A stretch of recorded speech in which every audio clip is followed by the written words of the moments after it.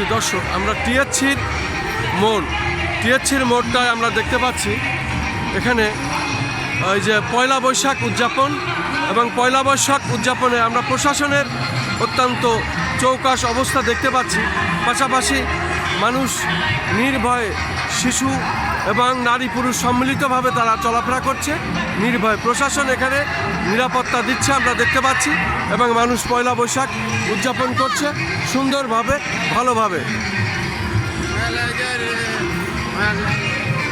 আপনি তো একতারা হাতে দেখতে পাচ্ছি পয়লা বৈশাখে এসেছেন, কেমন লাগছে আপনার অনুভূতি বলুন? আলহামদুলিল্লাহ, আগের থেকে মানে যতগুলো বছর আসলাম এই বছরটা খুব ভালো লাগতেছে, খুব ভালো লাগতেছে।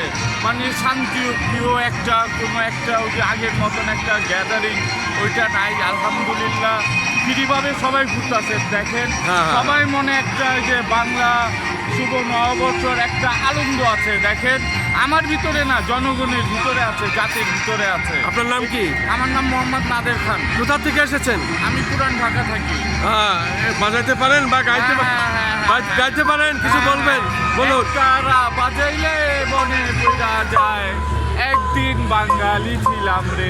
এটা বিশিষ্ট আমাদের। ধন্যবাদ। চ্যানেলটা ভাই আমার 12টা ইউটিউব চ্যানেল, তার ভিতরে তারা news, GNB, SS, JR TV, কেরানা টিভি, কেজিআর টিভি। আমি পুরন ঢাকায় থাকি আজ 25 বছর। আমি খন্দকার মাসুদুজ্জামান, 4 মসজিদের পিছনে। আল্লাহু আকবার। আমি কসদিলি থাকি ভাই। হ্যাঁ, জায়েন দাওয়াত রইল।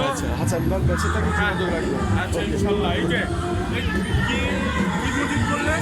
খন্দকার মাসুদুজ্জামান। এলাকার নামটা ওই যে নাজিমুদ্দিন রোড, সুক্কু মিয়ার গলি। হ্যাঁ, সুকুমিয়া গল্লি পাপ্পু ভাই আছে। হ্যাঁ, ওই যে হাসান ভাই একটা সেলফি উঠে আনি, পাপ্পুরে দেখাইলে আপনাকে দিয়ে দিব। অনেকে চিনবে, অনেকে চিনবে।